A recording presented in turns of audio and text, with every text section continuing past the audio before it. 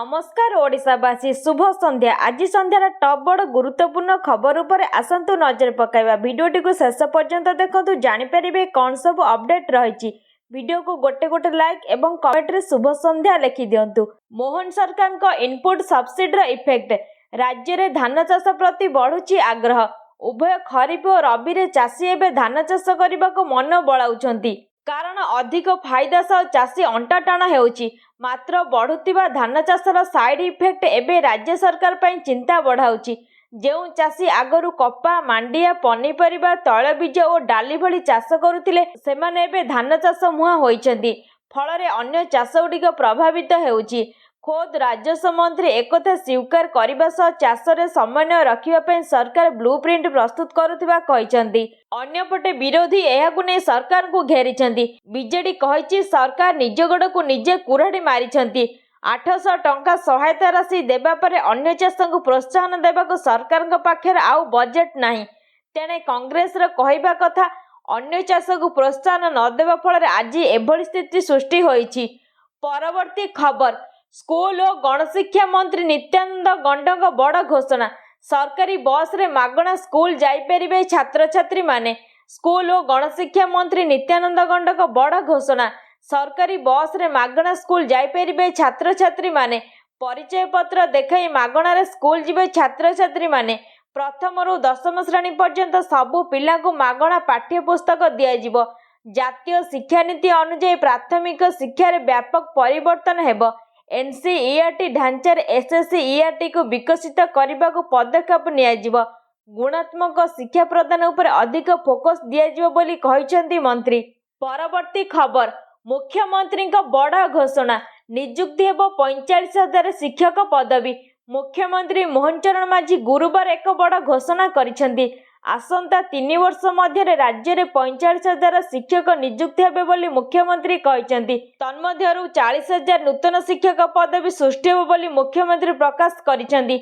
एपरिकी 10म श्रेणी पर्यंत समस्त पिलांको मागणारे पाठ्य पुस्तक दियाजिबो। स्कीमेटिक प्राथमिक शिक्षकों को नियमित करने पर राज्य सरकार निष्पत्ति नेइछंती। एपरिकी बीएसई एवं सीएचएसई को मिसाई गोटे बोर्ड कराजिबो। फଳରେ माध्यमिक शिक्षा परिषद और उच्च माध्यमिक शिक्षा परिषद मिसिजिबा एक प्रकाश स्पष्ट हो जाइछि। परवर्ती खबर बुला कुकुर प्रसंग ने सुप्रीम कोर्ट को बड़ राय। हिंसात्मक कुकुर को निर्दिष्ट सेल्टर रे रखिबाकू निर्देश। बुला कुकुर प्रसंग ने सुप्रीम कोर्ट को बड़ राय। सर्वसाधारण स्थान रे बुला कुकुर को खाद्य देवा उपरे रोक। निर्दिष्ट स्थान रे बुला कुकुर को खाइबाकू देबाकू निर्देश। हिंसात्मक कुकुर को निर्दिष्ट सेल्टर रे रखिबाकू निर्देश दैछंती सुप्रीम कोर्ट। परवर्ती खबर नियमित हेबे स्कीमेटिक प्राथमिक शिक्षक। प्राथमिक शिक्षा पई हेबो गोटे बोर्ड। राज्यर शिक्षा व्यवस्था रे बड़ धरणर नवकळेबर होईछि। प्राथमिक शिक्षा को राज्य सरकार को बूस्टर डोज। नियमित हेबे स्कीमेटिक प्राथमिक शिक्षक। आसंता 3 वर्ष रे नियुक्त हेबे 45,000 शिक्षक। जातीय शिक्षा नीति 2020 अनुसार ओडिशा रे प्राथमिक शिक्षा को सुदृढ़ पई एभଳି निष्पत्ति नेइछन्ती मुख्यमंत्री मोहन चरण माझी।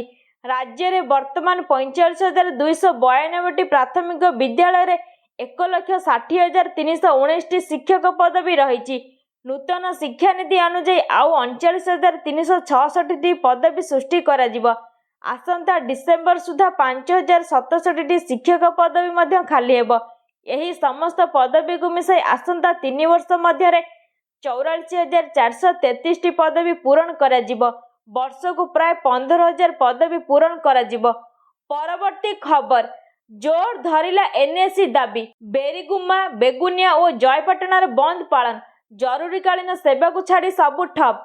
जोर धरिला एनएससी दाबी। राज्य रे विभिन्न अंचल को विज्ञापित अंचल परिषद बा एनएससी करबा दाबी रे बंद पालन हेउछि। आज यही क्रम रे 3 जगह बंद पालन करा जाउछि। खोर्धा जिलार बेगुनिया, कोरापुट जिलार बेरीगुमा और कलाहांडी जिलार जयपाटना बंद पालन करा जाउछि। बेगुनिया रे 6 घंटा बंद पालन करा जाउछि। जरूरीकालीन सेवा को छाड़ीदेले बाकी सब बंद रहिछि।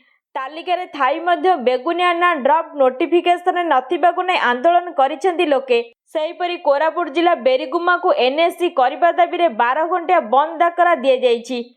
सकाळु पड़िछि बंदर प्रभाव। 26 ଓ 63 ନମ୍ବର ଜାତୀୟ ରାଜପଥ ଅବରୋଧ କରାଯାଇଛି। ପରବର୍ତ୍ତୀ ଖବର 25ରେ ଆଉ ଏକ ଲଘୁଚାପ। ରାଜ୍ୟରେ ପ୍ରବଳ ବର୍ଷାର ଆଶଙ୍କା। ଆସନ୍ତା 25 ତାରିଖରେ ଉତ୍ତର ପଶ୍ଚିମ ବଙ୍ଗୋପସାଗର ଏବଂ ଗାଙ୍ଗେୟ ପଶ୍ଚିମବଙ୍ଗ ଅଞ୍ଚଳରେ ଆଉ ଏକ ଲଘୁଚାପ କ୍ଷେତ୍ର ସୃଷ୍ଟି ହେବାର ସମ୍ଭାବନା ରହିଛି। ଏହାର ପ୍ରଭାବରେ ଓଡ଼ିଶାରେ ପ୍ରବଳରୁ ଅତି ପ୍ରବଳ ବର୍ଷା ହେବାର ଆଶଙ୍କା ରହିଛି ବୋଲି ଭୁବନେଶ୍ୱର ଆଞ୍ଚଳିକ ପାଣିପାଗ ବିଜ୍ଞାନ କେନ୍ଦ୍ର ପକ୍ଷରୁ ସୂଚନା ଦିଆଯାଇଛି। ବର୍ତ୍ତମାନ ରାଜ୍ୟରେ ଲଘୁଚାପ ଜନିତ ମୌସୁମୀ ବର୍ଷା ଜାରି ରହିଛି। 25 ତାରିଖ ସକାଳ ପର୍ଯ୍ୟନ୍ତ ରାଜ୍ୟର ବିଭିନ୍ନ ଜିଲ୍ଲାରେ ବର୍ଷା ହେବାର ସମ୍ଭାବନା ରହିଛି। ଗୁରୁବାର ରାଜ୍ୟର ଅଧିକାଂଶ ସ୍ଥାନରେ ହାଲୁକାରୁ ମଧ୍ୟମ ଧରଣର ବର୍ଷା ହୋଇଛି। ସେହିପରି ଶୁକ୍ରବାର ଏବଂ ଶନିବାର ବଜ୍ରପାତ ଆଶଙ୍କାରେ 20ଟି ଜିଲ୍ଲାକୁ ୟେଲୋ ୱାର୍ଣ୍ଣିଂ ଜାରି କରାଯାଇଛି। ପରବର୍ତ୍ତୀ ଖବର ଆଧାର ଗ୍ରହଣ କରିବାକୁ ନିର୍ବାଚନ ଆୟୋଗଙ୍କୁ ସୁପ୍ରିମକୋର୍ଟଙ୍କ ନିର୍ଦ୍ଦେଶ। ସୁପ୍ରିମକୋର୍ଟ ଶୁକ୍ରବାର ବିହାରରେ ଚଳିତ ବର୍ଷ ନିର୍ବାଚନ ପୂର୍ବରୁ ଭୋଟର ତାଲିକାରୁ ବାଦ୍ ପଡ଼ିଥିବା ଭୋଟରମାନଙ୍କ ଆଧାରକୁ ବାସସ୍ଥାନର ପ୍ରମାଣ ଭାବେ ଉପସ୍ଥାପନ କରିବାକୁ ଅନୁମତି ଦେଇଛନ୍ତି। କୋର୍ଟ ନିର୍ବାଚନ ଆୟୋଗଙ୍କୁ ଆଧାରକୁ 11ଟି ଅନ୍ୟ ପରିଚୟପତ୍ର ସହ ତାଲିକାଭୁକ୍ତ କରିବାକୁ ନିର୍ଦ୍ଦେଶ ଦେଇଛନ୍ତି। ବିହାରରେ ସ୍ପେଶାଲ ଇଣ୍ଟେନ୍ସିଭ ରିଭିଜନ ତାଲିକାକୁ ଚ୍ୟାଲେଞ୍ଜ କରୁଥିବା ଆବେଦନ ଶୁଣାଣି କରି କୋର୍ଟ କହିଛନ୍ତି ବାଦ୍ ପଡ଼ିଥିବା ଭୋଟରମାନେ 11ଟି ପରିଚୟପତ୍ର ବା ଆଧାର ସହ ପୁନଃ ଅନ୍ତର୍ଭୁକ୍ତି ପାଇଁ ଆବେଦନ କରିପାରିବେ। ପରବର୍ତ୍ତୀ ଖବର ଆଜିଠାରୁ ଆରମ୍ଭ ହେଲା ରଥଭଙ୍ଗା କାମ। ନିଲାମ ହେବ ଚକ, ପ୍ରଭା, ଦ୍ୱାରବାଡ଼ା, କୋଣଗୁଜ। ଆଜିଠାରୁ ଆରମ୍ଭ ହେଲା ରଥଭଙ୍ଗା କାମ। ଭୋଇ ସର୍ଦ୍ଦାରଙ୍କ ନେତୃତ୍ୱରେ ରଥଭଙ୍ଗା ଆରମ୍ଭ। ପ୍ରଥମେ ଦେବଦଳନ ପରେ ଭଙ୍ଗାଯିବ ତାଳଧ୍ୱଜ ରଥ। ଶେଷରେ ନନ୍ଦିଘୋଷ ରଥ ଭଙ୍ଗାଯିବା ପରମ୍ପରା ରହିଛି। ଚକ, ପ୍ରଭା, ଦ୍ୱାରବାଡ଼ା, କୋଣଗୁଜ ନିଲାମ ହେବ। ଶ୍ରୀମନ୍ଦିର ପ୍ରଶାସନ ପକ୍ଷରୁ ନିଲାମ କରାଯିବ। କୋଠଭୋଗ ପ୍ରସ୍ତୁତିରେ ଟୁକୁରା କାଠ ବ୍ୟବହାର ହେବ। ନୀଳାଦ୍ରି ବିଜେ ପରେ ଶ୍ରୀହୀନ ହୋଇପଡ଼ିଥିଲା 3 ରଥ। ପରବର୍ତ୍ତୀ ଖବର ଯେଉଁ ସୁଭଦ୍ରା ଆବେଦନମାନଙ୍କର ବ୍ୟାଙ୍କ ଆକାଉଣ୍ଟରୁ ସିଧାସଳଖ ଦେୟ ହସ୍ତାନ୍ତର ଯୋଗ୍ୟ ହୋଇନାହିଁ ତାହାର ଏକ ତାଲିକା ସମ୍ପୃକ୍ତ ବ୍ଲକ, ମ୍ୟୁନିସିପାଲିଟି, ବିଜ୍ଞାପିତ ଅଞ୍ଚଳ ପରିଷଦ ଅଥବା ମହାନଗର ନିଗମ ସ୍ତର ଓ ସୁଭଦ୍ରା ପୋର୍ଟାଲରେ ଉପଲବ୍ଧ ଅଟେ। ବର୍ତ୍ତମାନ ସୁଦ୍ଧା ଲାଭ ପାଇନଥିବା ଆବେଦନକାରୀମାନଙ୍କୁ ପରାମର୍ଶ ଦିଆଯାଉଛି କି ସେମାନେ ଏହି ତାଲିକାକୁ ଯାଞ୍ଚ କରନ୍ତୁ। ଯଦି ଏହି ତାଲିକାରେ ତାଙ୍କ ନାମ ଥାଏ ତାହେଲେ ଆକାଉଣ୍ଟ ଥିବା ତାଙ୍କ ବ୍ୟାଙ୍କକୁ ଯାଇ ଆକାଉଣ୍ଟକୁ ସିଧାସଳଖ ଦେୟ ହସ୍ତାନ୍ତର ଯୋଗ୍ୟ ଡିବିଟି ଏନେବଲ୍ଡ କରନ୍ତୁ। ସିଧାସଳଖ ଦେୟ ହସ୍ତାନ୍ତର ଯୋଗ୍ୟ ଡିବିଟି ଏନେବଲ୍ଡ ନ ହେବା ପର୍ଯ୍ୟନ୍ତ ଆପଣ ସୁଭଦ୍ରା ଅଧୀନରେ ସହାୟତା ରାଶି ପାଇପାରିବେ ନାହିଁ। ସମ୍ପୂର୍ଣ୍ଣ ଭିଡିଓଟିକୁ ଦେଖୁଥିବାରୁ ଧନ୍ୟବାଦ।